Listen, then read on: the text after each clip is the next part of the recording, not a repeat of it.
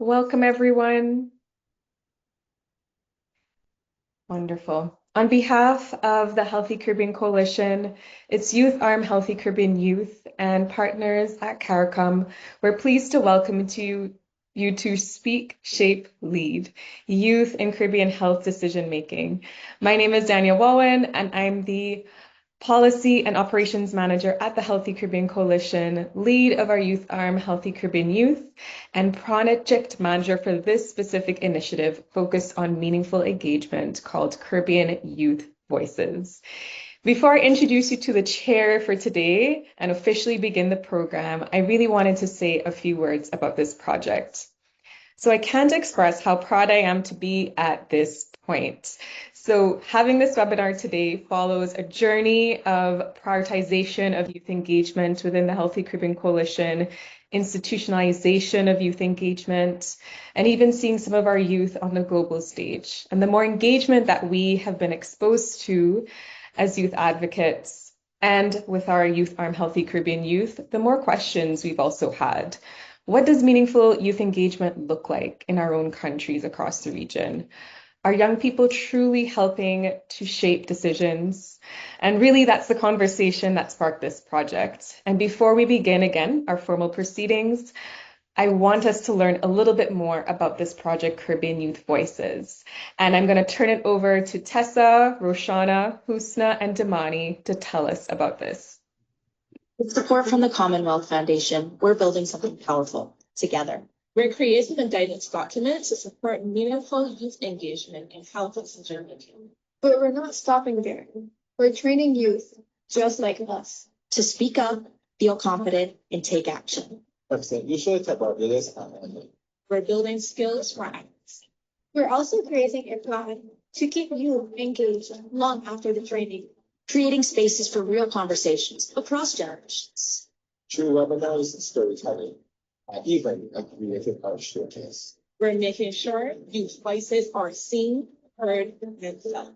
This is our project. This is our voice, our help, our future. So this initiative really began through the support of the Commonwealth Foundation, as you heard. And I would really encourage our civil society partners on the call to really explore this opportunity, as I believe their next call for grant applications is expected in September.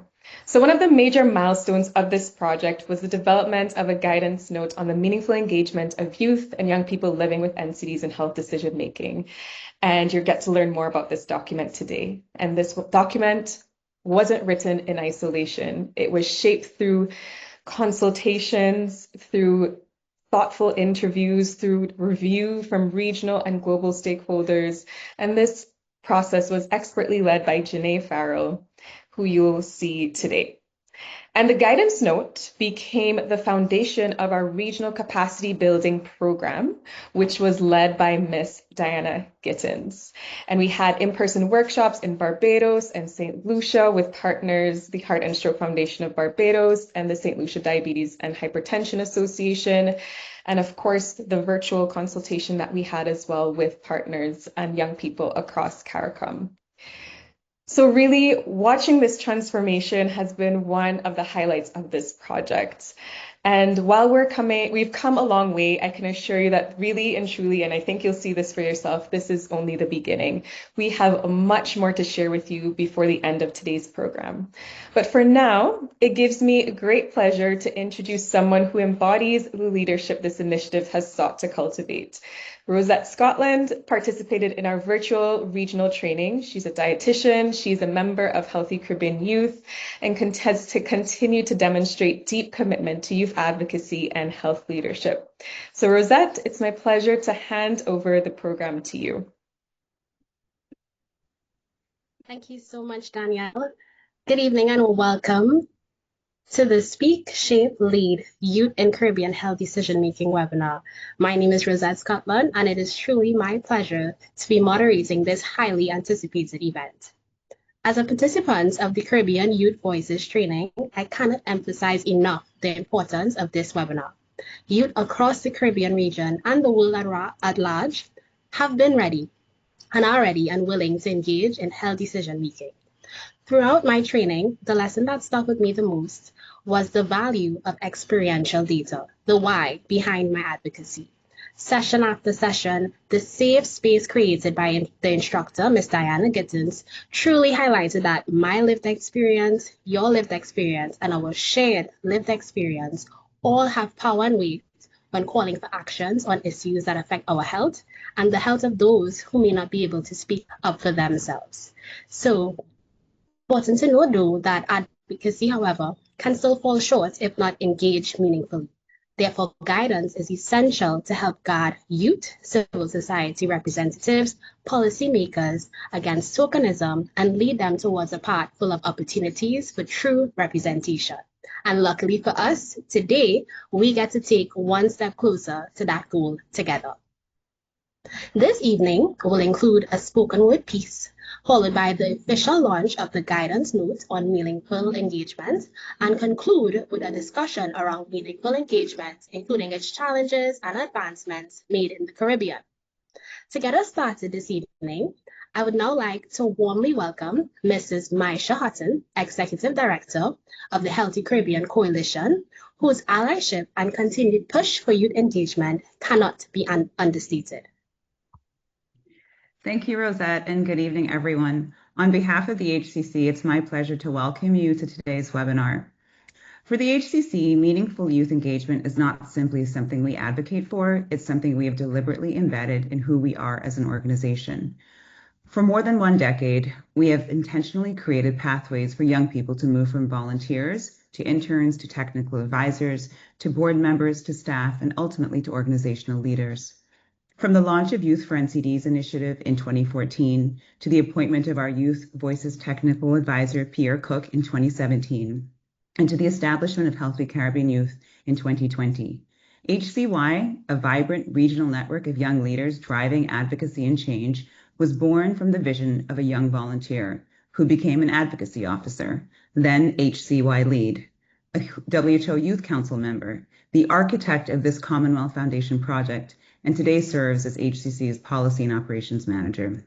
For us, Danielle Walwyn's journey embodies what meaningful engagement looks like, not simply inviting young people to be at the table, but intentionally equipping and empowering them to lead.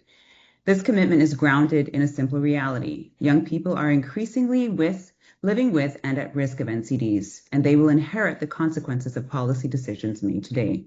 Their lived experience is not supplementary to good NCD governance, it is fundamental to it. That belief is reflected in HCC's 2025 through 2030 strategic plan and our advocacy priorities for the 4th UN high-level meeting on NCDs and beyond, where our first foundational priority is to place communities, and particularly people with lived experience, at the center of the NCD response. The guidance we launched today represents an important milestone. It is the first regionally tailored framework to support the institutionalization of meaningful youth engagement in NCD-related decision-making across CARICOM, translating, importantly, global commitments on social participation into practical action for Caribbean small island developing states. The work does not end here. HCC will continue to build on this foundation through the forthcoming Youth Handbook on Meaningful Engagement, our regional report on mapping of mechanisms for the engagement of people living with NCDs in decision-making structures, and a capacity-building series to strengthen the ability of people living with NCDs to advocate for and participate meaningfully in NCD decision-making. Finally, on behalf of the HCC President and the Board of Directors, I extend our sincere appreciation to the Commonwealth Foundation for its partnership and support, and to Michelle Small-Bartley, Program Manager for Youth Development at the CARICOM Secretariat, for her steadfast collaboration and commitment throughout this initiative. Congratulations once again to Danielle Walwyn for her vision and leadership, Janae Farrell, the primary author of this guidance, Diana Gittins, and the entire team on this outstanding achievement. May today's discussion inspire us to build the systems that equip and empower young people to speak, shape, and lead for generations to come. Thank you.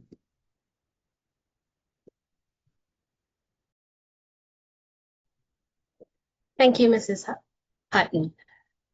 One thing that really stood out to me was the fact that you highlighted that youth engagement is not supplementary, it's essential to our change. So thank you so much for that. Now, continuing on with opening remarks, I now wish to invite Michelle Small-Bartley, Program Manager for Youth Development at the CARICOM Secretariat, whose work focuses on strengthening systems and creating meaningful pathways for young people to participate in development and. Good afternoon, everyone, or good evening, rather, everyone. It's indeed a pleasure for me to be a part of this conversation. Over the past few months, I've had the privilege of being on this journey, listening and learning the views and the experiences and perspective of young people who are actually leading this initiative. It's indeed a pleasure. And it has reminded me that essentially this is how they become, this is how it becomes possible for them to be trusted young people to lead. So this evening, as I represent the CARICOM Secretariat in my capacity as Program Manager for Youth Development, I will also assume another role as messenger of the youth, as being a youth advocate. Over the years, I've spent endless time with young people in various avenues, and so I am actually departing with you this evening the hopes, the frustration, the aspiration, and the conviction of thousands of young people across the Caribbean community. They have shared their voices in consultation, they have shared their voices in policy dialogues and national forum. And we have also within our structure have them share their voices in our various programs such as the Youth Ambassador Program and our Young Professional Program. But there's something, as I prepared this presentation this evening, there was something that stood out that has been consistent in all the conversations that I've had with youth. And it is the voice that says, do not speak for us, speak with us. It is the voice that says young people are not asking for a louder voice, asking for a meaningful role. But what does this really mean? It is not about meaning, it's not about the absence of power. What it is influence with support. It requires dignity and respect, power sharing and equity, inclusion and fair representation, transparency, accountability, and institutionalization and sustainability. Our Secretary General, Dr. Carla Barnett, has called on us to equip, to empower, to enable young people to lead, to be partners with them, not only as beneficiaries of development, but as architects of a more sustainable, inclusive, and prosperous future. Often when we speak about youth engagement, it's sometimes misunderstood, very often misunderstood. Creating it's really understood as creating a space exclusively for young people or replacing one generation with another. But meaningful youth engagement is not about exclusion. It is inclusion. It is about bringing together different generations because each contributes something to that of the other. Young people bring the lived experience of the present. They understand today's reality, how technology shape their behaviors, how mental health is experienced and discussed, how social media influences their choices, and how the challenges of climate change, employment, and non-communicable diseases intersect with their daily lives. They understand what it means to navigate a world as it exists today. But at the same time, those who have served before bring something equally valuable, the wisdom gained through years of leadership, experience, service, and institutional memory. They understand the policy landscape, the lessons of what has succeeded and what has failed, and the long-term perspective needed to create sustainable change. I have to pause at this time and share with you just a quick experience that I had earlier as I was preparing to get online. So I was cooking some curried chicken. And of course, some people will debate if it's chicken curry or curry chicken.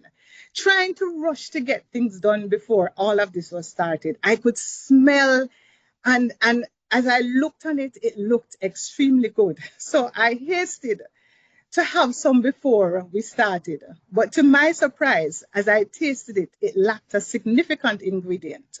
And that ingredient was salt. Everything else was there. The chicken was well seasoned. The curry was rich. The potato was well and perfectly cooked. Yet, despite all that, one missing ingredient changed the entire experience. Of excellent policies, committed government, dedicated healthcare professionals, strong civil society organizations, development partners, and technical expertise. We can invest resources, develop strategies, and establish programs. But if one essential ingredients is missing, which is the meaningful participation of people whose lives intended to improve, especially our young people, then something fundamental is absent. Young people are not garnished, added at the end to make a dish look complete. And I will always say to other people, they're not decoration, but they are essential ingredient in the recipe. So the question I ask today is, which of these perspectives, young or old, is sufficient to stand on its own? And my answer to you is neither perspective is sufficient on its own. The strongest policy, the most resilient institutions are built when we intentionally bring these perspectives together. Diversity is often said that it's about gender, geographical location, background, but diversity comes with experience, generation diversity, ideas, and diversity of perspectives. When these voices meet genuinely and grounded in mutual respect, shared power, and accountability, what we have is we produce decisions that are more responsive, equitable, and enduring.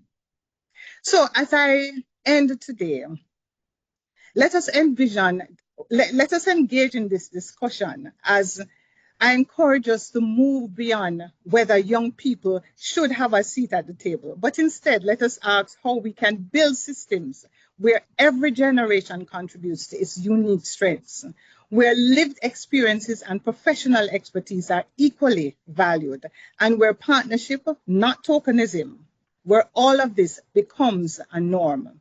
I leave you today with a reminder that when every generation has a voice, has a stake, and work together, we build stronger policies, healthier communities, and ultimately a stronger Caribbean community. I say congratulations to the young people who have successfully launched this initiative. Thank you. Thank you, Michelle. Thank you for those key reminders that meaningful youth engagement is not exclusion, but rather inclusion. To help ground the rest of today's session, we'd like to pause for a creative reflection.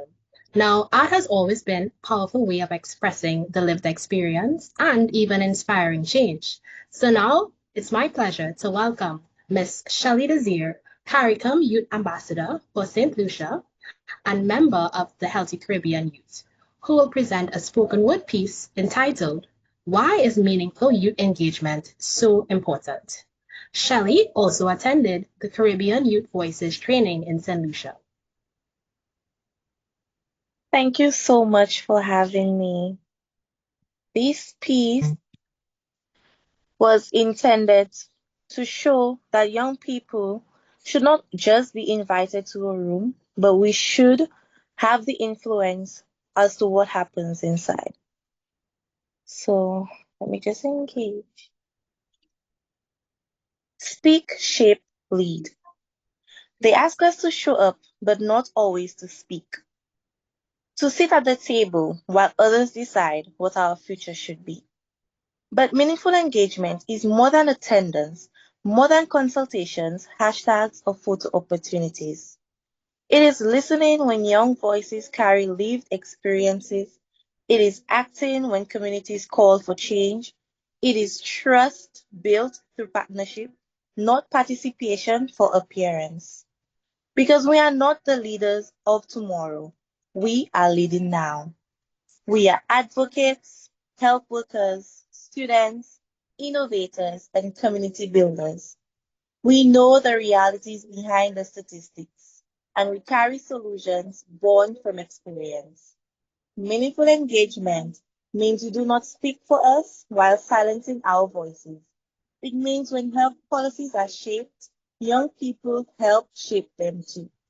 It means every young person matters, rural, urban, abled, disabled. Thank you so much.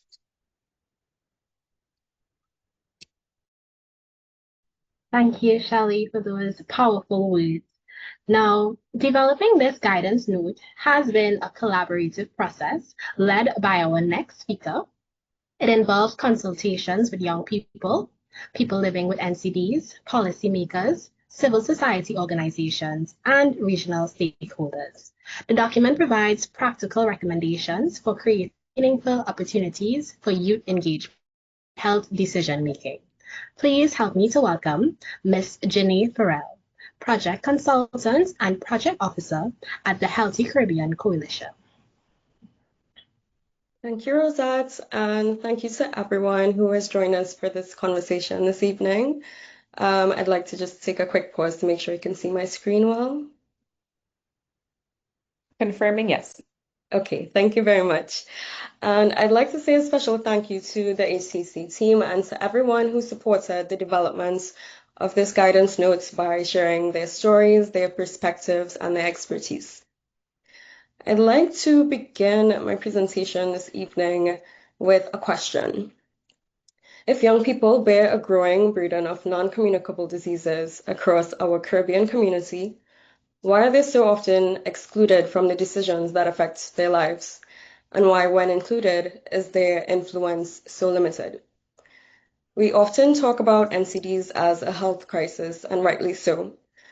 Cardiovascular diseases, diabetes, cancer, chronic respiratory diseases, and mental health conditions account for the majority of premature deaths in our region. The burden is growing, and it's actually growing among young people. But I want to suggest that we also have a participation challenge. Young people are increasingly affected by the decisions we make about our health or the health of our communities, yet they remain inconsistently involved in shaping those decisions. Consider three realities. CARICOM remains a young region. Approximately 60% of our population is under the age of 30. Every policy we design, every program we fund, every service we deliver will be experienced by a generation that is young, connected, and deeply affected by the decisions we make today. Second, the NCD burden is real and growing, with increasing implications for young people as individuals living with NCDs, as caregivers within affected households, and as a generation exposed to early and preventable risk factors. Third, we have the participation gap. While young people bear a growing share of the social, economic, and health consequences of NCDs, they remain inconsistently and inequitably involved in shaping the policies and programs intended to respond to those realities. Where engagement does occur, it is often consultative rather than influential, episodic rather than sustained, and insufficiently linked to decision-making or accountability. This is the paradox we must confront. Young people bear a growing share of the NCD burden, but they hold a disproportionately small share of the influence over how we respond. This brings me to the guidance documents we are launching here today. It represents a fundamental reframing of how we think about youth engagement in NCD-related health decision-making. At its core, it's grounded in a simple but powerful idea. Lived experience is a form of expertise. Young people, including those living with NCDs, understand realities that technical evidence cannot capture alone. They understand barriers to prevention, diagnosis, treatments, continuity of care, stigma, and daily life in ways that institutions cannot learn from reports.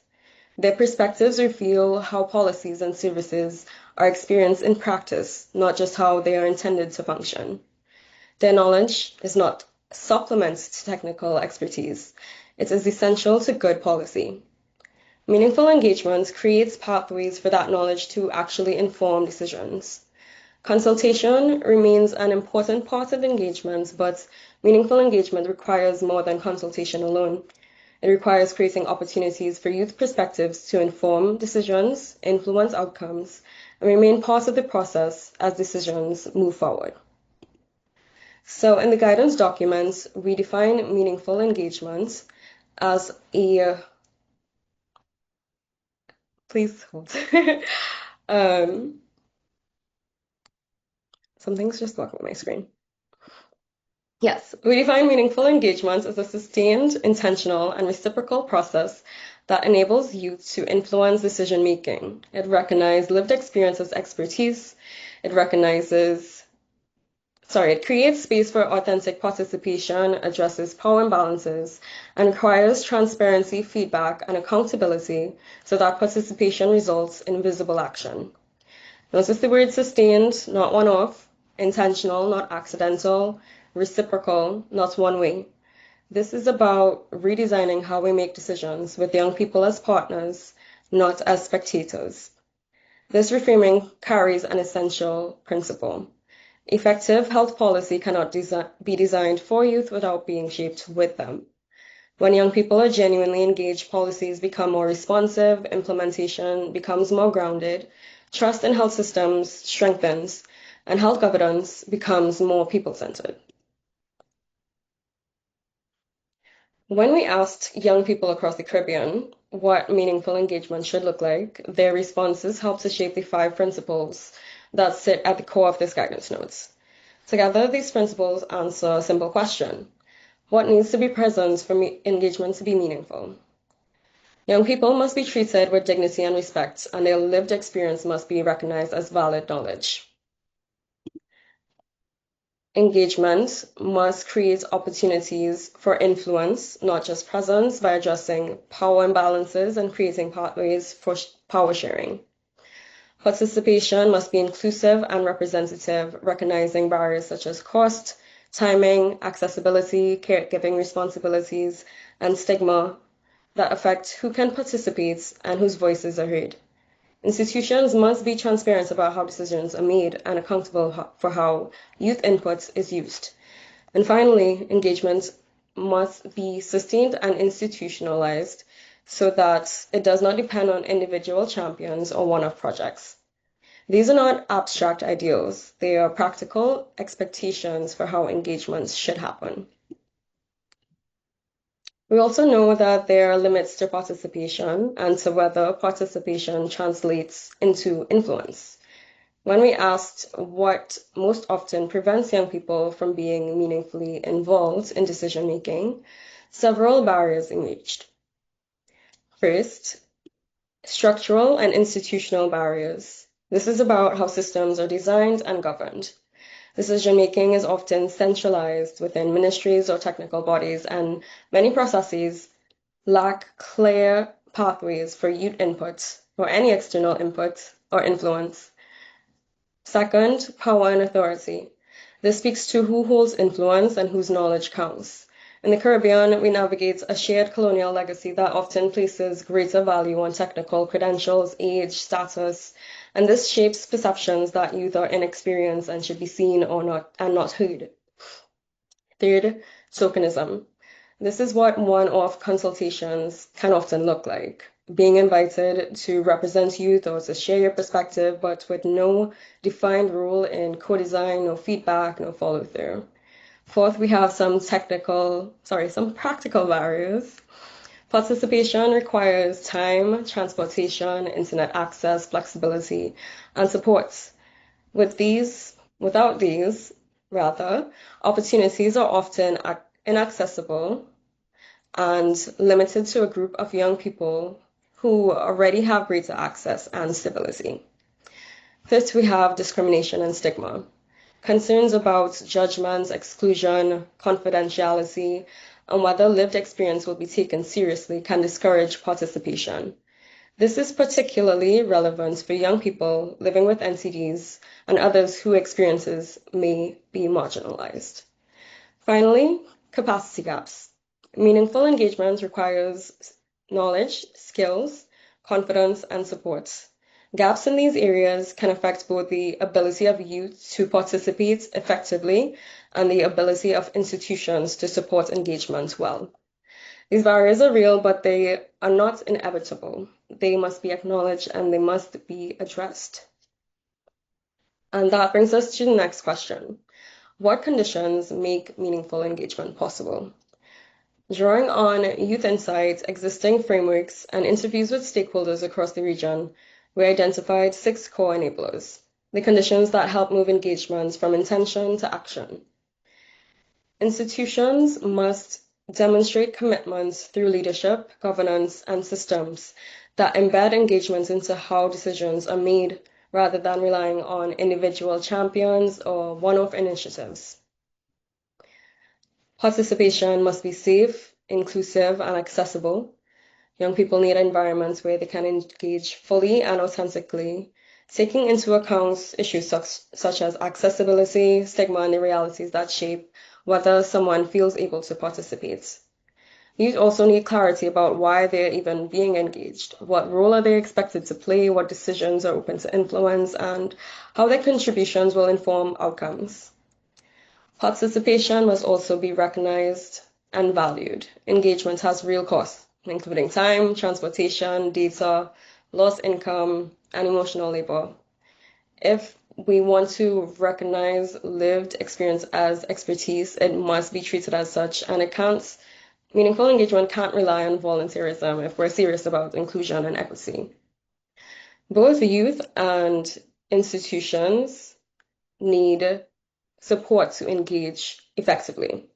This includes building skills, knowledge, and capacity to work together in ways that are collaborative, inclusive, and equitable. And finally, engagement must be supported by feedback, monitoring, and accountability. Young people should know what happened after they contributed and what comes next. This ensures mechanism to communicate decisions, track progress, and learn from what is and what isn't working. These enablers are interconnected. Accessible participation without clear pathways to influence may still result in tokenism. Capacity building without institutional commitments may leave youth better prepared but no more influential. Participation without feedback can erode trust, even when engagement appears inclusive. Meaningful engagement therefore requires coordinated action across governance, practice, and culture. So we have the principles, we have identified the barriers, and we have outlined conditions for meaningful engagement. But how do institutions actually put this into practice? How do you know if you're ready? How do you choose the right approach, and what does this look like in real life? This guidance document provides practical tools to help answer these questions. It includes a readiness check to assess institutional preparedness across 4 dimensions: climate, attitudes, commitments, and capacity, helping institutions to determine whether the conditions for meaningful engagement exist within their organization and if an engagement opportunity they planned is likely to be meaningful. It includes reflection worksheets to identify gaps, document priorities, and plan actions. It includes a spectrum of engagement models to help institutions determine the appropriate level of participation, from consultation to contribution to partnership to youth leadership. And it includes case studies from across the Caribbean, demonstrating what meaningful engagement looks like in practice. For example, in Barbados, youth advocates led the planning and delivery of a national summit on school health advocacy.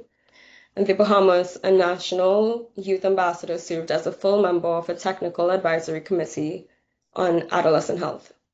In Trinidad and Tobago, a health internship program has created sustained pathways for youth participation and leadership. These examples remind us that meaningful engagement is possible and it can be scaled.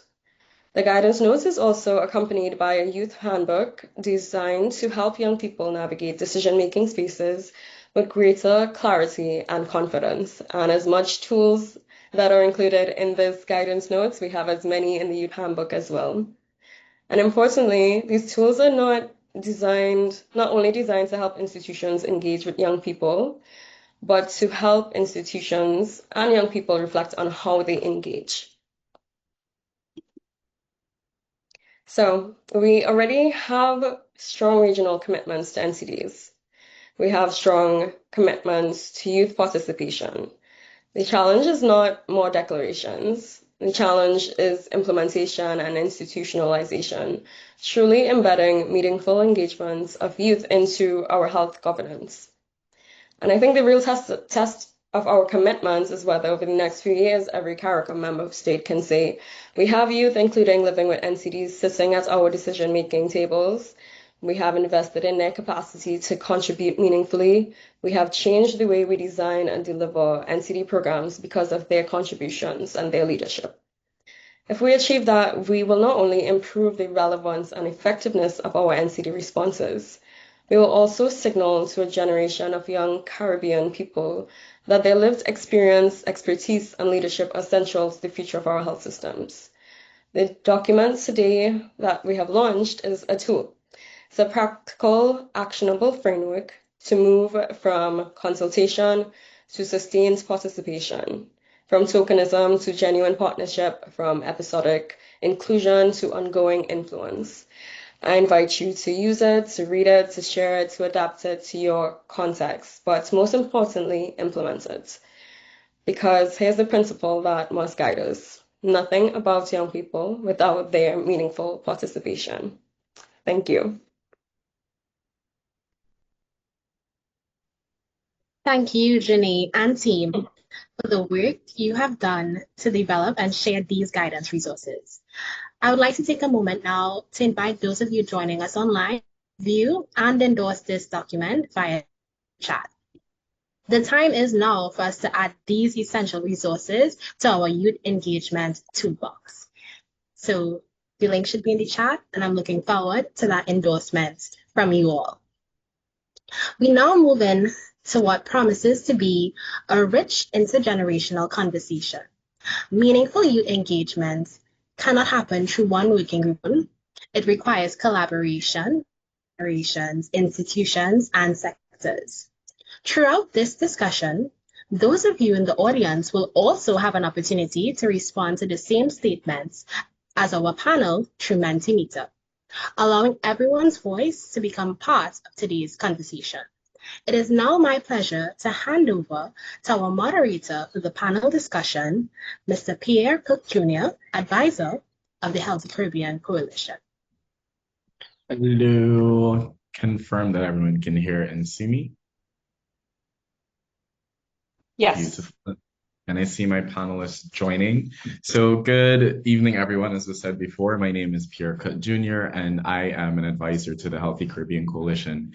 It is my pleasure to moderate this intergenerational dialogue on the meaningful engagement of youth in health and NCD decision-making.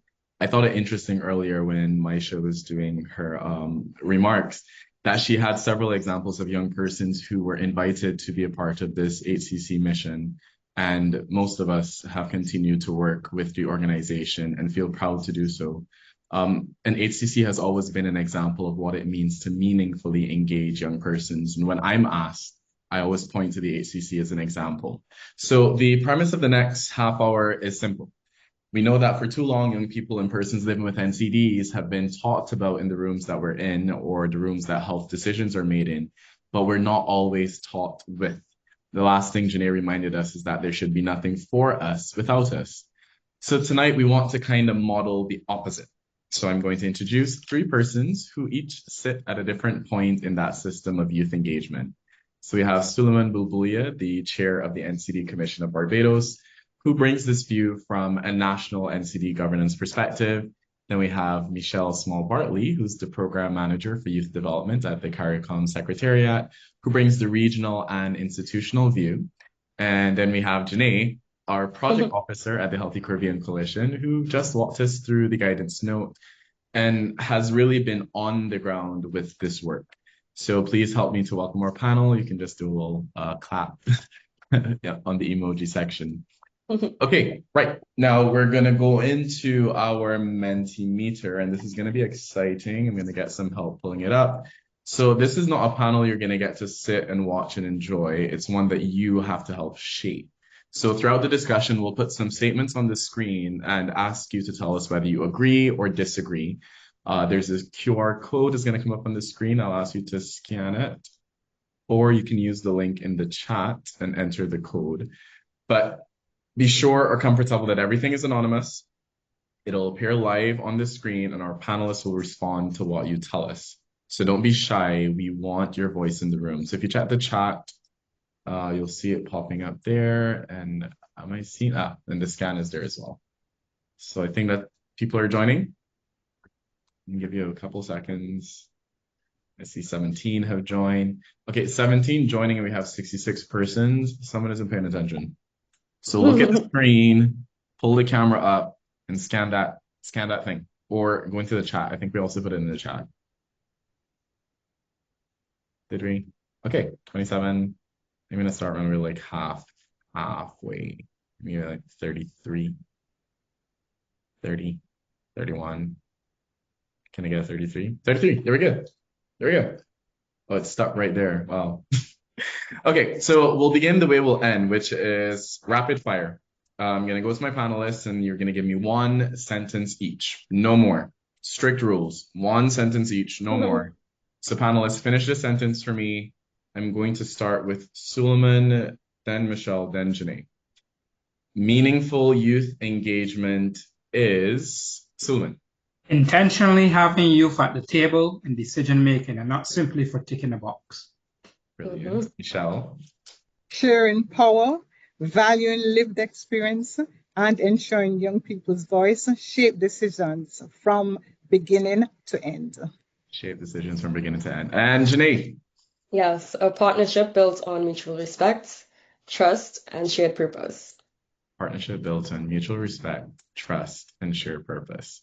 So I want to put a statement to the room. And again, you agree, you disagree, but looking at the statement, we often design engagement strategies for youth, but not always with youth. How do you feel about that? Do you feel like strategies are developed with you, or do you feel like they're developed for you? Okay, I see 10 saying I agree, 3 said sometimes. No one disagrees. No one disagrees. 20 responses of 36. No one disagrees. Most people agree. Some people say sometimes. These things are designed for us and not with us. Okay, so panelists, I'll open this to whoever wants to answer first. So from your experience, how do young people actually want to be engaged in decision-making spaces? Not how we assume they want to be engaged, but how do young people actually want to be engaged? Do I have a hand? Someone who's interested, who wants to answer really quickly? I see Michelle thinking. So Suleiman, I'll jump to you. You throw me the fastball.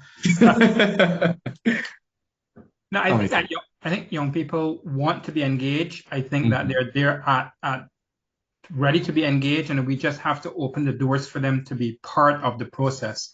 Oftentimes we see young people there, but not engaging with them, and we want, and I think young people, especially those who are actively aware, want to participate, want to be part of decision making, and we need to make that room for them. Yeah, and I see some responses here. Michelle, you jump in. Sorry, right ahead. Yes, and in agreement with what was just said, I'll also add that they want to be a part of the decision. They don't want to be just brought in after the decision is made, but they want to be at the beginning.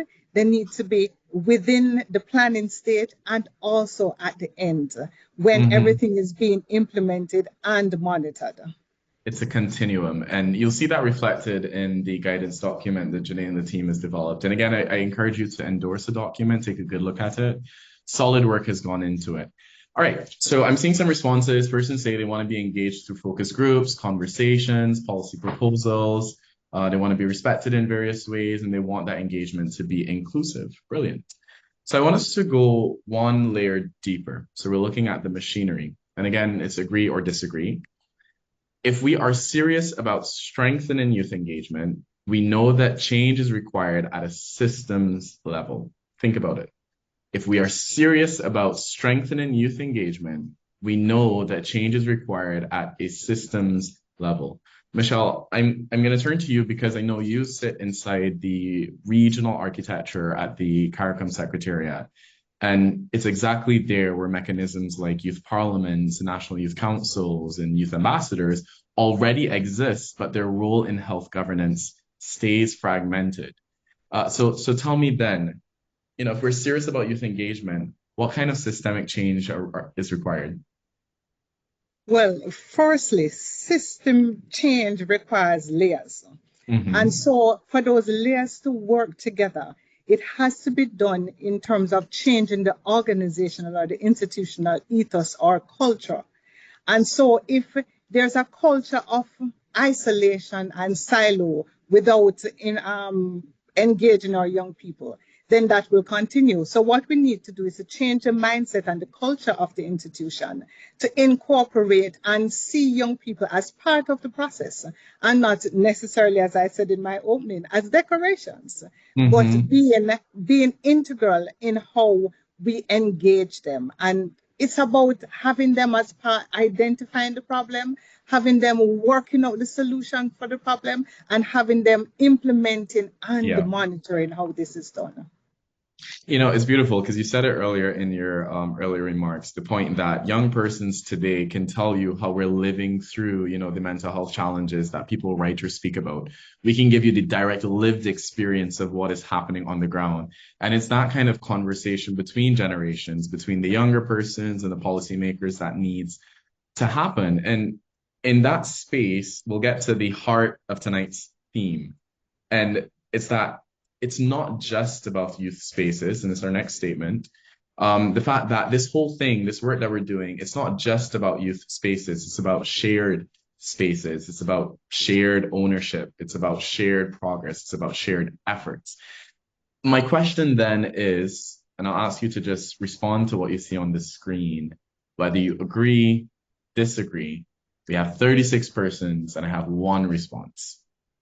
Do you agree or do you disagree with the statement on screen? Okay, I have 10 persons. Oh wait, I think we had this one before. Okay, all right. So I'm going to pitch a question to the panel, and it's a two-part question, but Janae, I'll come to you. What does effective intergenerational collaboration look like in practice? What does it mean for us to work with the persons above us, maybe in age, wisdom, or experience? What does that look like? And Suleiman, I'll come to you for the harder part, which is how do we build trust across generations when younger and older voices haven't always been in the room together? Janae, first with you. What does effective intergenerational collaboration look like in practice? To me, as I said earlier, I think it begins with mutual respect. And I don't just mean as a young person, me having respect for credentials or titles or positions, because naturally that will be there. That's how we grew up, right? And as a more senior person, you might have respect for my degree or my education, but that is important, not the core of what I want to say. I mean more so having respect for one another as human beings working towards a shared goal. Yeah, no, go ahead. No, I was reiterating what you're saying is basically that you respect me because I'm a person who has something valuable to contribute. And it's kind of the basis of the whole conversation around human rights, which is a theme that you'll see throughout the guidance document as well, this rights-based approach. And it's that you don't get human rights because you qualify for them. You don't get them because you wrote a test and you passed for a good school. You are entitled to be treated with basic respect and dignity just because you're a human being. And so that's a really good point, Janae, that trust and respect is a big part of it. Now, Suleiman, you have the harder one. How do we build that trust across generation? Younger and older voices, as you know, have not always been in the same room. I mean, you have seen in Barbados what it's been like to have young persons at the front of policy, at the front of government mandates and initiatives. But how was that trust built, and how do we continue to build that trust across generations? That trust is built by truly engaging with the young person, and it's what you were just talking about. You're not engaging because they have a degree, or you're engaging you're engaging because they happen to be a young person is cosmetic. You're engaging because they have something to bring to the table, that they can speak to the issue, that it's a lived reality for them. So true engagement and trust is built by true engagement, by listening and hearing and accepting what the young person is bringing to the fore. And I think that we need to start to build that trust. And you talked about systems. The systems need to change where young people are definitely meaningfully engaged. And that's where you also start to build trust. Because if you have a system, and I think Maisha said it nicely, she said you have to deliberately embed young people in the system. And once you do that, you start to build trust among other young people to say, oh, it is important for us to get involved. We have a youth voice. Young people's voices are important in the health spaces. And when we look at NCDs in our region and we see the major issues that are caused by NCDs, NCDs are generally looked at as lifestyle disease. But it doesn't start when we get old. The appearance of it starts when we may be older in life, but we are seeing it in a lot younger people. So the lifestyle changes has to happen from young. How is that going to happen without young people's voices within the health spaces? And I think that trust will be built when we deliberately and intentionally have young people, not for cosmetic reasons. One thing that the NCD Commission did do from early on in this iteration when we started back in 2023 was we made a recommendation for a youth voice on the NCD Commission, one who is engaged and is sitting with the NCD commissioners, not as a ex officio, but as a member, and we do have that now. Well, we've had that for a number of years. And hearing that, Janae, I want to come back to you just for a short bit. And it's because I know that you've been directly engaging with youth throughout the development of this guidance document, and young persons from across the region have contributed directly to what has been put in there. And I want to know, what were they saying about this intergenerational collaboration? How did they feel about it? I think, well, from what I can recall, the intergenerational piece is just we need to kind of move away from the feeling that we need to mold ourselves into the systems and into the way that the older generation might do something, but be able to bring ourselves authentically to participate. And this can look like moving away from the idea that your voice is only heard when you speak using technical language. Young people want to be able to show up authentically and speak about their problems authentically and still feel heard and listened to and valued. So I would say that's a big part of what young people have to say. Right. Yeah. And it's part of the conversation I've been having, certainly my advocacy. I think it's something that I've heard throughout my time with the HCC and otherwise, that we have just been asking for basic respect.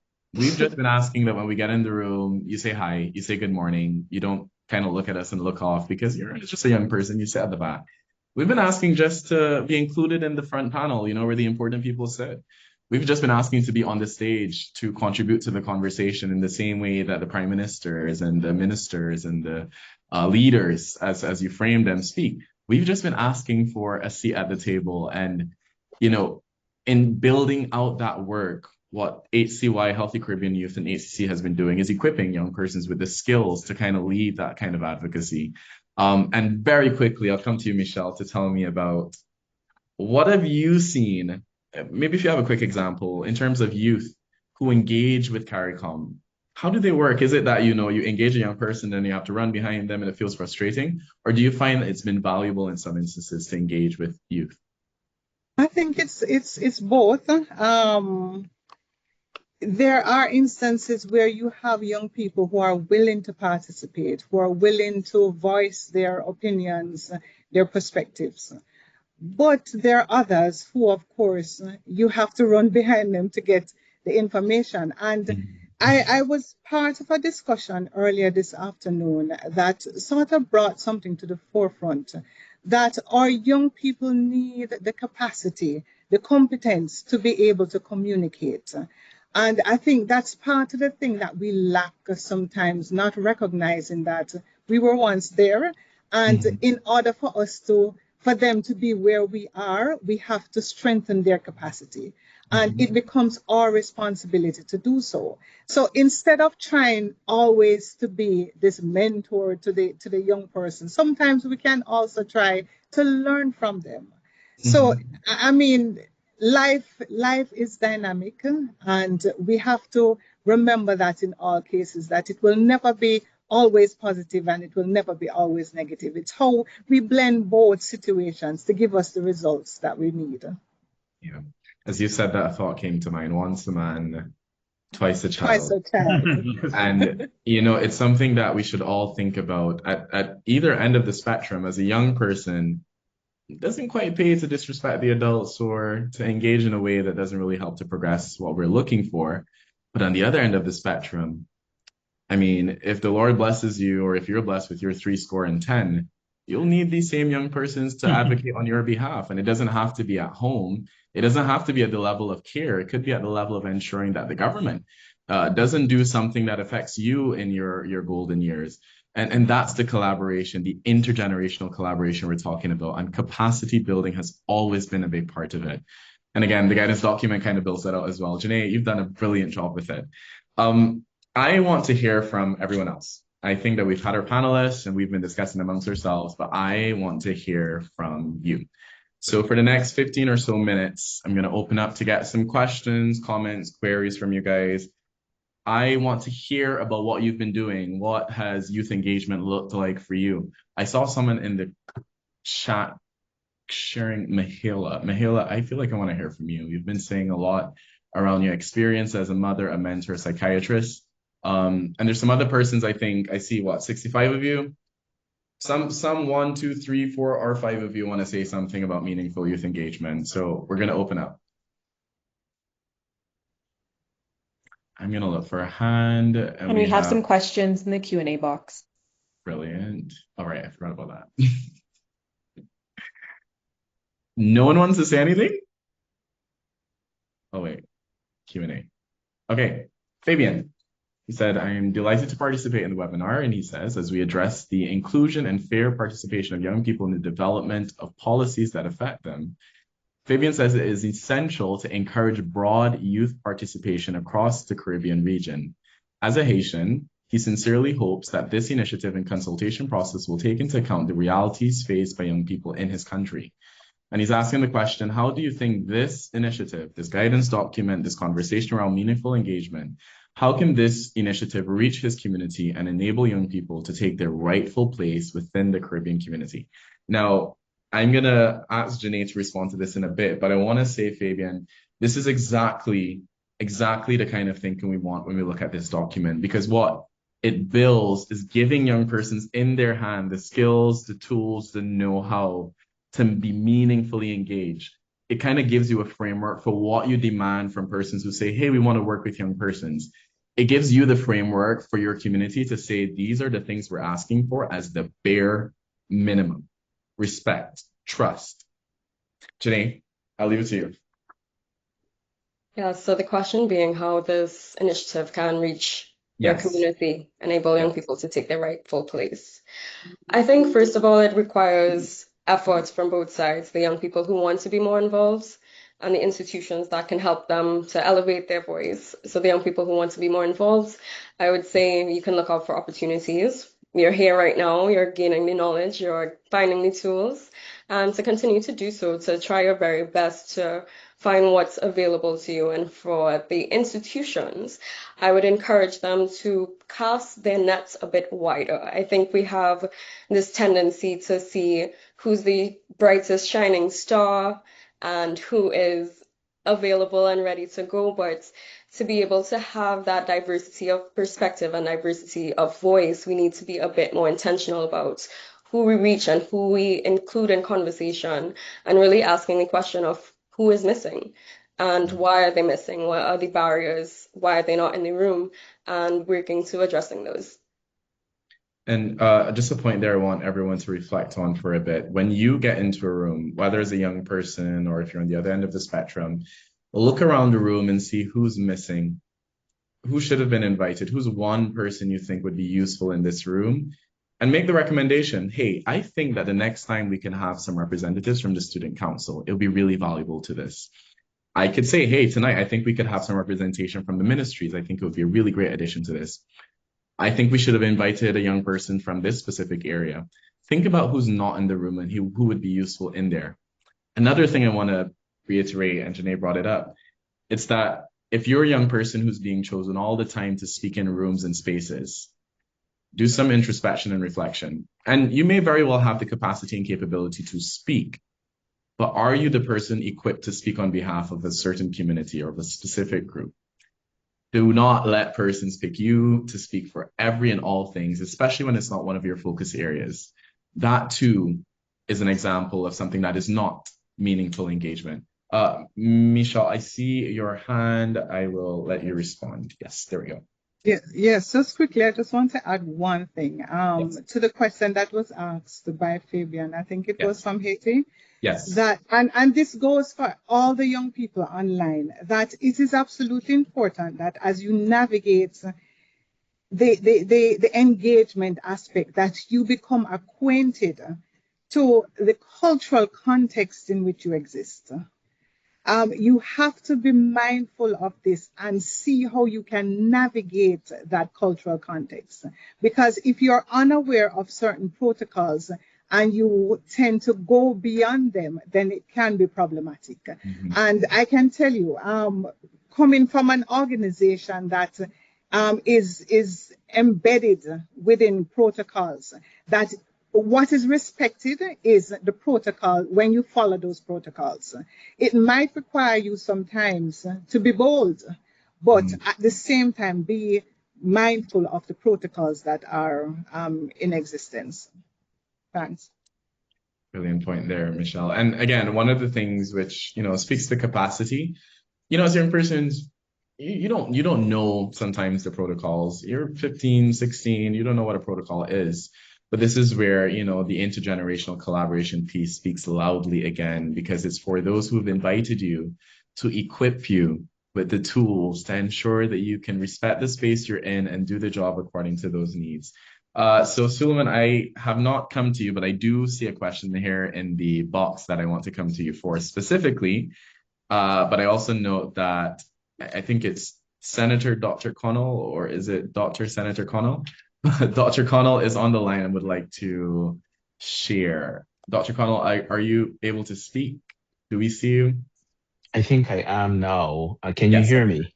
I can hear you. Yes. Okay, so thanks, Pierre, and this has been a very interesting conversation. I suppose my question is to all of your panelists, really, because what I'm hearing, and I noted that Michelle said that there are protocols, and these protocols largely protect political behavior and political norms. They create a space, and this is important because we need order and structure. But with these protocols also comes bias, and bias that may not necessarily be the best to incorporate youth voices and youth engagement fully. So my question really is, what is the role of your organization, whether it's CARICOM, whether it's the NCD Commission, whether it's a youth advocacy group, in shifting the political determinants of involving youth in the conversation meaningfully? So, for instance, Suleiman, I know, and my disclaimer is that I'm on the same commission as Suleiman, so I take responsibility as well. Yes, there's youth representation. How are we using that youth representation to really leverage a more meaningful relationship? Are we, for instance, fostering direct dialogue with the very young Minister of Youth and Culture in the Prime Minister's office? Are we, for instance, allowing that person to have a more prominent voice in what the commission is saying? So these are the kind of questions that I want to ask you. What is your organization? So over to you, Pierre, and fantastic job at moderating. Thank you. Thank you. I'll just pass it off to the panelists. I couldn't have asked the question better. What is the role of your organization in this fight or in this move towards meaningful engagement? I will start the conversation that and I will agree that my organization in particular, that we do have protocols, and that sometimes, yes, if we look on the whole structure of the public sector, so to speak, what we see are protocols that sometimes are that operates as inhibitors. But these are sometimes things that we have inherited. And that is a whole nother conversation about changing mindset from the whole colonial system to now. But how we have actually tried to integrate youth engagement and meaningful youth engagement. Presently, we have proposed a structure, a regional, what we consider to be CARICOM Youth Development Governance Structure. And simply what this is one that will incorporate young people across the region who are representatives of regional youth groups to be a part of the whole discussion related to policies, related to any decisions that are to be made. And how is this going to be done? This structure is very layered. And so it will incorporate us integrating them in existing commissions, integrating them in task force that are presently in operation, or task force that will come up as it relates to various the priority areas that we have, which is usually health and wellness, education, training, etc., human rights, etc. So we will have young people who will represent these views. And these are, as I said before, it's a proposal. But presently, how we operate is that we have our youth ambassadors who will come to the table and they will integrate the voices of other young people at the community level. So they will have projects, they will have consultation, they will have focus group discussions with other young people at the community level, and they will take back this information, and then it will be presented to heads of governments, or it will be presented through our COSADs that will actually either endorse or encourage or commit to. And that's the operation of our system at present. Now, I will say this, that no system is perfect. And so it's a work in progress. And a lot of young people will say, oh, but we're still not hearing from CARICOM and we still don't feel as if we're a part of it. I will say that, and as I said to a group yesterday, a group of young people, that sometimes we have to reach for the information. A lot of times young people and just people generally have a tendency of always thinking that the information should come and fall in our laps. But sometimes we have to go after that information. We have to be able to insert ourselves in a situation where we think there should be change. So those are my comments to the questions that you asked. I hope I answered your question. Thank you. I don't want to speak for Dr. Connell, but I think you've done a good job. And I should indicate as well that Dr. Connell is the president of the Healthy Caribbean Coalition, so well within his right to jump in and to pose questions to the panel. I enjoy that contribution, Michelle. It was balanced, and does kind of speak to the need for us young persons to take ownership of our future. And to be a little more invested than sitting and waiting and hoping that we are engaged, but to actually take the positive act and effort to get out there and to be a part of, the push. It's not a pull yourself up by the bootstraps argument. It's not saying that you need to help yourself and not look for help from anyone else, but it's saying that it's a collaboration. Notice the entire evening I've spoken about an intergenerational collaboration. So it's not just youth by themselves. It's not our mentors by themselves. It's a collaboration, which requires effort on both ends. Solman, what is the NCD Commission doing to kind of meaningfully engage young persons and to help push some of the work we're doing? A great question from our Deputy Chair, Dr. Connell. There we go, another hat. Another hat. So yeah, I mean, as I mentioned before, the first iteration of this NCD Commission in 2023, we made a point to have someone on the commission with a youth voice, and that's in the form of Mishran. She came on board. She's a full commissioner now with us. But apart from that, and along with that, we wanted to ensure that we are engaging with young voices as well. And that's why we work closely with other agencies. For example, the Heart and Stroke Foundation and the Childhood Obesity Prevention Coalition. I came over from there as chair of the Childhood Obesity. So I recognize that they have a very active youth advocacy section to the Childhood Obesity Prevention Coalition, which is doing a lot of work. And so we want to partner with those groups, and we do partner with those groups to ensure that the youth voices are not lost. the suggestion of Minister of Youth and Sports. Actually, at our last meeting of the NCD Commission, we were speaking about engaging with different sections in the political sphere, and that minister is one of them that we spoke to. The National Sports Council is another one that we spoke to. We need to engage politically as well as an NCD Commission. I mean, our remit really is to send forward policy to government, policy acts that we research and that we find that is necessary for our country. Legislation is going to be important. Those policies and those forms of legislation must be informed also by youth voices, because it cannot be, as was said this whole evening, a policy without youth engagement in crafting the policy. So our NCD Commission recognizes the importance of having youth voices, recognizes the importance of engaging with youth. In fact, in our next meeting, through Daniel, we're going to have the HCC youth representative come in to meet with our NCD Commission and have a conversation with us. So I think, yes, the Deputy Chair is absolutely correct. That is something that we need to do and do more. Brilliant. And I do commend this guidance document to the NCD Commission. I think everyone in the Commission should have a copy and kind of reflect or take a few peeks at it. If you're dealing with a youth group or if you're going to meet with a school, just take a little flip through and see, some of the policies that should guide you in engaging young persons. Janae, youth advocacy, you're in HCC. What are you doing within your sphere? Or even what can youth do to help continue this conversation on meaningful engagement? Honestly, I don't know where to begin to explain all that HCC and HCY is doing to I support know. meaningful engagement. I think the lived evidence is here through you, through Danielle, who is the project manager for this initiative, and through the guidance documents that we launched today. But to touch on a few projects that I'm working on or have been involved in, we see today's guidance doc, we've seen the training. We know that conversations between youth who have been trained and NCD commissions are going to be facilitated. We also plan to continue to sustain capacity building. And this is something that HCC, HCY has done way before this project even came to life.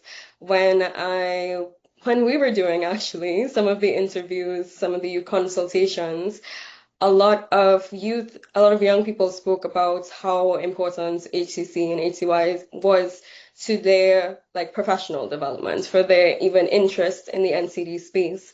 And I think what HCC and HCY does is take interest, equip it with the skills that is needed, and transforms it into really someone who could actually make change and hold space in the conversation, like yourself, and who is able to engage in decision making in a way that not only is sufficient to navigate technical conversation, but also can speak to the experience of youth.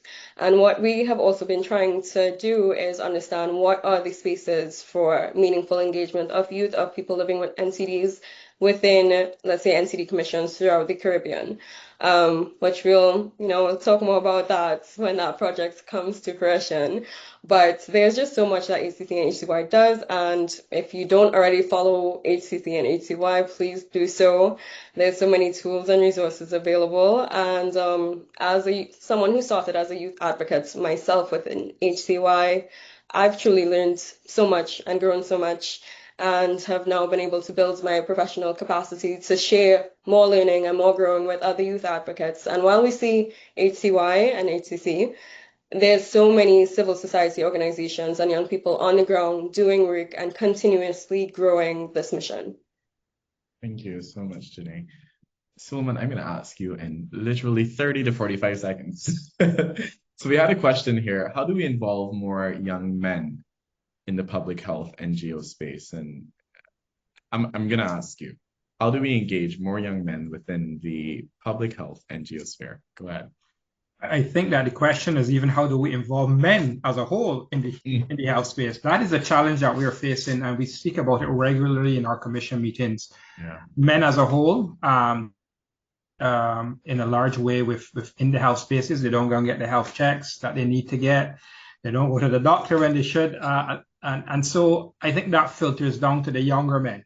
You see the example from the older men, and that filters down. So we need to have a conversation around men as a whole, engaging in health and getting to know their health much better than they do. And I think that that conversation is going to be important. And once we have that conversation, obviously, then it helps to mitigate the young men not getting involved. And how do we then get men as a whole to get involved in the health? Brilliant. I say no more. Danielle, I pass over to you. I think you have some announcements, and that has been my panel. Thank you guys so much. Thank you, Pierre. I don't know, do we have a rapid close for the panelists? Okay, pretty much. So I'm going to give you guys just a quick, I don't know, 10, 15 seconds. Just something you want to share as we go on. Do we start and the way we started? I think we started with Michelle. She's still thinking. Suleiman just wrapped up. Janae might have had some time to reflect. I can say something though. I would say that honestly, to the youth on the call and to the, I say the other end of the spectrum because I don't want to say the older people, but to the other end of the spectrum, we really need that collaboration, man. We've been, at least I've been working in this space for so long, and the best experiences I've had have been the ones where I got to meaningfully sit down with persons and just feel respected at the highest level. You have the presidents of organizations coming to you and saying, hey, I respect the work you're doing. That meant so much for me and kept me going. But I want to hear from the panelists. A closing thought you have on this conversation. Michelle, I'll start with you. Okay. Well, I would say let us treat youth engagement as a continuous process and not an event. Mm-hmm. And I'll just leave it there. Brilliant. Suleiman? I want to thank everyone for the opportunity, and I think that is very, very important that we have this discussion, and it has to be ongoing. And I'm just going to leave the two words or the two statements that Maisha made at the beginning: deliberately embedding and intentionally equipping. I made a note of those two. Thank you so much for that reminder, Suleiman. Deliberately embedded and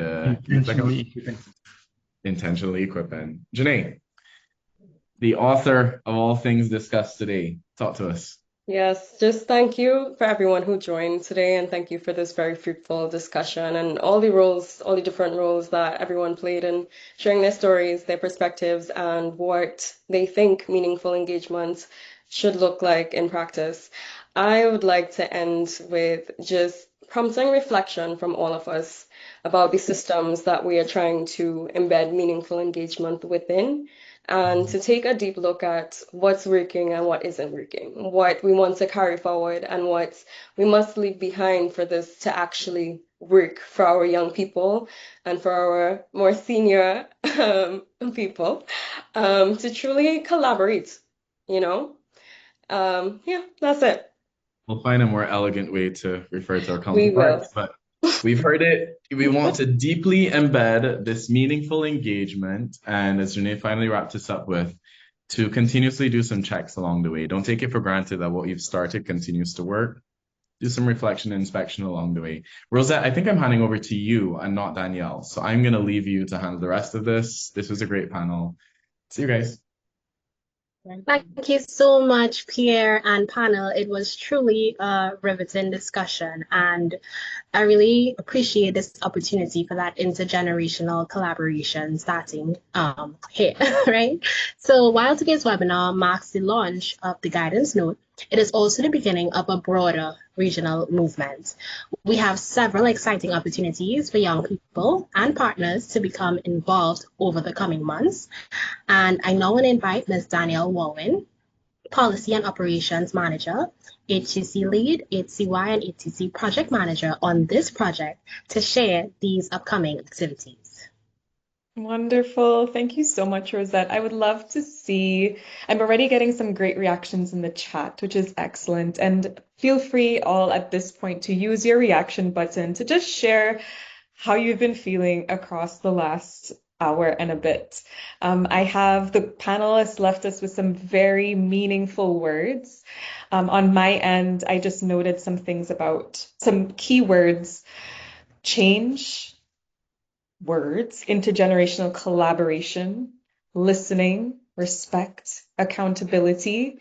And I'm sure you all have others that may have resonated with you over the evening. So again, we're so happy to have you. And as Rosette said, there is lots happening. So I'm actually going to see if a slide can be put up with some of our initiatives that are happening over the next couple of months.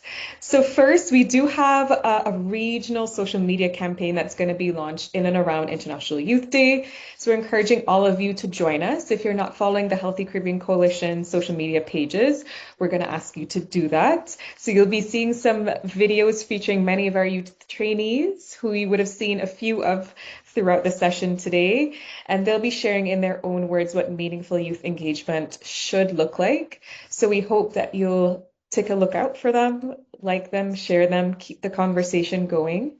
We're also really excited to be launching, and we've already launched actually, Caribbean Youth Voices Art for Action competition. And you would have heard Shelley's spoken word piece, and we're hoping to continue to get that sort of thing because we understand that this is another way that young people can creatively share what this exactly means to them. So the competition is open for young people across CARICOM between the ages of 15 to 30. So the same link that I popped in the chat where you can access the resource, you can also access some information about the art competition, and you can see the prizes on the screen. The deadline for submissions is July 30th. And third, and very importantly, our trainees are going to be putting what they've learned during those training sessions into action. And Suleiman already gave you a sneak peek. Over the next coming months, we'll have young people meet with some key stakeholders. So in Barbados, the young people who would have been trained earlier this year, are going to be meeting with the National NCD Commission, and they're going to be having a discussion about priorities and also how they can continue to engage with the NCD Commission to ensure that youth voices are prioritized. And then you would have heard both Janae and Maisha speak about a companion handbook just for youth. So again, the guidance document is really for institutions, civil society organizations to use, and then also for youth, it can be used as an accountability tool. But we also found, and we heard from the young people that we consulted with, that they want their own document to help guide them in these spaces. So that is coming soon. So look out for that.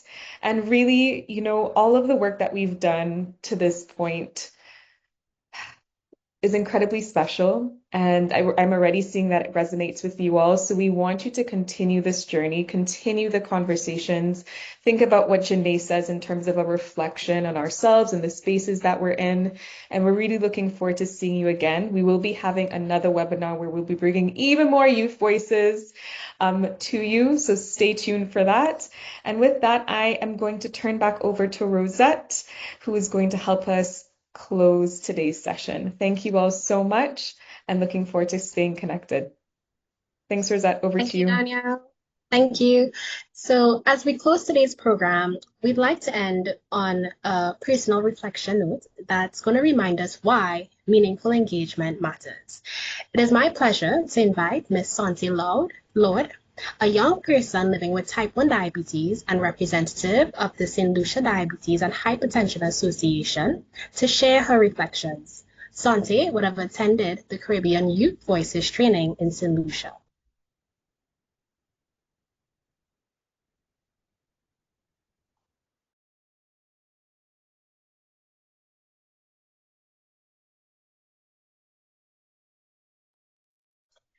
Hi, good night, everyone. Good night, Santi. As we come to the close of today's webinar, I want to begin by saying thank you.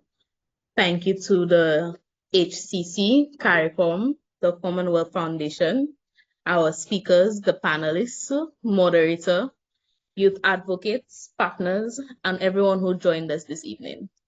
Thank you also to everyone who contributed to the development of the guidance note and to the wider work of strengthening youth engagement in the health decision-making across CARICOM. Today's webinar has been a meaningful reminder that young people are not only affected by health decisions, we are also capable of helping shape them. Today's session title was Speak, Shape, and Lead. It's powerful because it captures the journey that meaningful youth engagement should create. Young people should be engaged to speak, but not only to speak, we should also be given the opportunities to shape decisions, influence priorities, and lead change in our communities and across the region. As a young person living with type 1 diabetes, this conversation is personal to me. Health decision making is not only something distant or abstract, it affects real lives every day. It affects whether medication and supplies are accessible.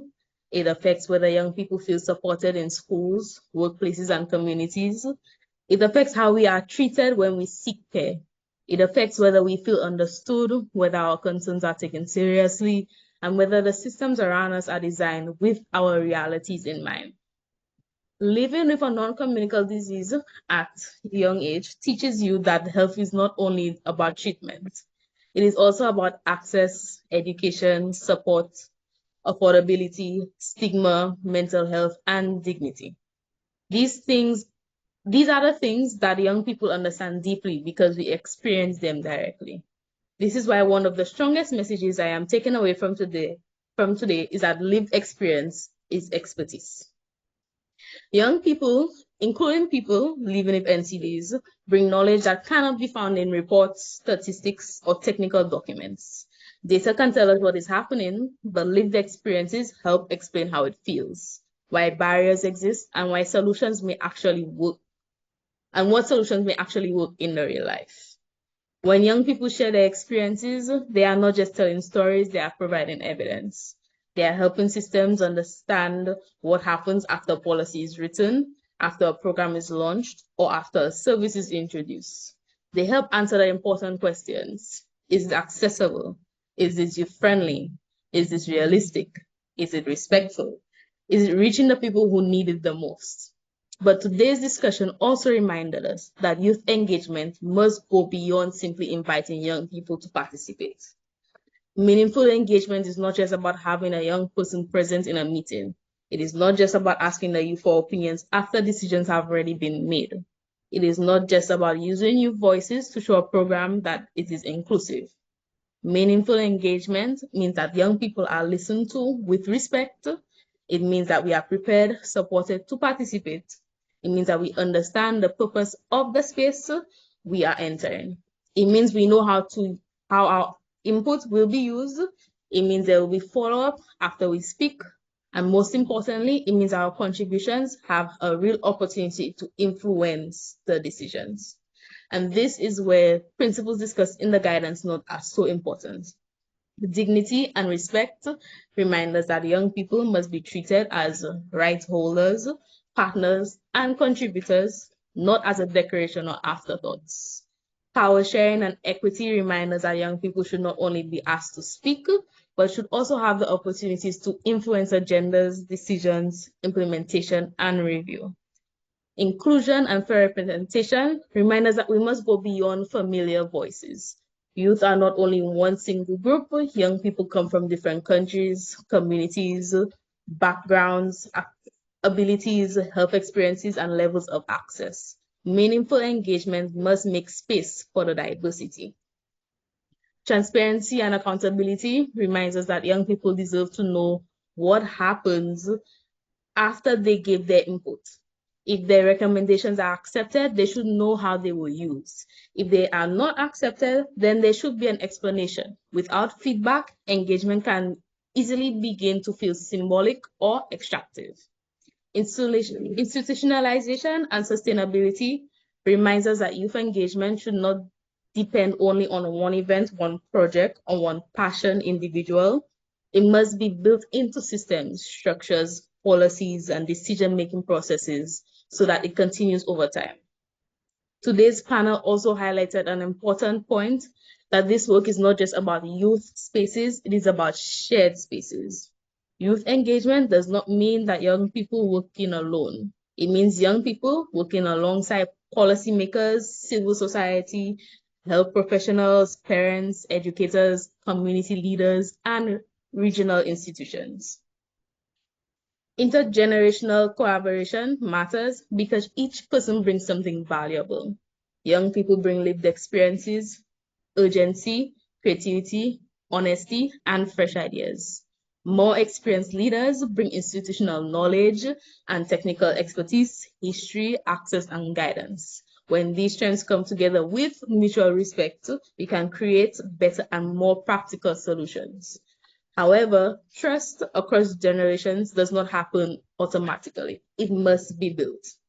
Trust is built when young people are not dismissed because of their age. Trust is built when adults are willing to listen and not only to respond, but to understand. Trust is built when young people are given clear information, real roles, and space to contribute. Trust is built when decision makers follow through on what they say. Trust is built when youth participation leads to visible action.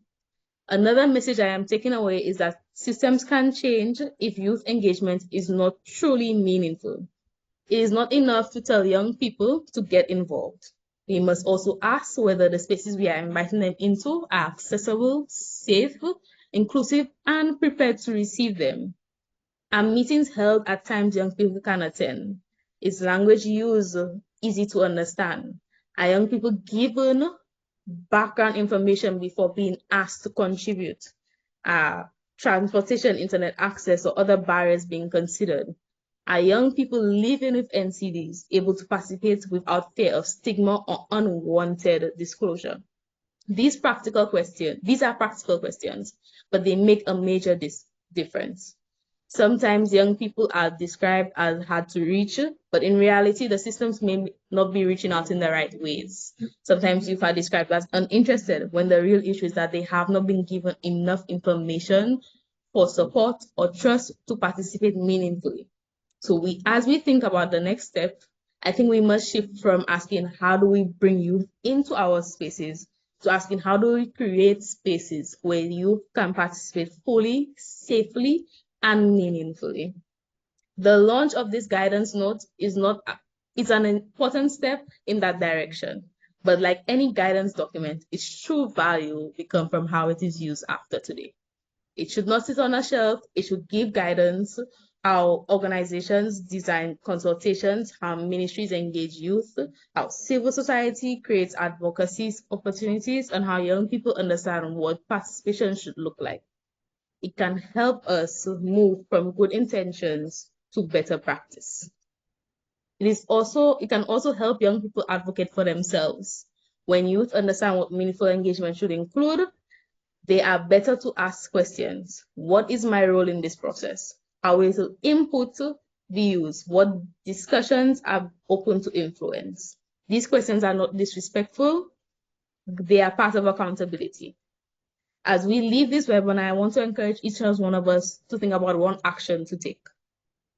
For young people, the action we may take is to speak up, ask questions, and share your story, join our advocacy group, participate in upcoming activities, or encourage another young person to get involved. And for all of us, this action is to move beyond simply saying that youth voices matter. And it is important through planning, resourcing, listening, decision-making, and follow-up. Youth engagement should not be symbolic, but it should be intentional, supported, inclusive, and connected to real decisions. Today's discussion has showed that there's already strong energy and commitment throughout the Caribbean. There are young people ready to contribute. There are organizations ready to support. There are partners ready to listen. The challenge now is to ensure that this momentum continues beyond this webinar. Thank you. Thank you so much, Sante, for your words, your voice, and sharing your lived experience with us, highlighting once again the importance of true meaningful youth engagement and what it takes to achieve such. On behalf of the Healthy Caribbean Coalition, the Healthy Caribbean Youth Arm, our partners at CARICOM, our panelists, youth advocates, youth representatives, and everyone who joined us today from the Caribbean and beyond, thank you for being a part of this important conversation. The work does not end with this webinar, please. We encourage you to download and share the guidance note, endorse it, and continue participating in the campaign activities. And most importantly, help create spaces where young people are not simply consulted, but are genuine partners in shaping healthier Caribbean societies. Today is just the beginning. We will be having a follow-up webinar, as mentioned, to close out our activities. So please stay tuned for further updates. And have a wonderful evening. Thank you once again for joining us today.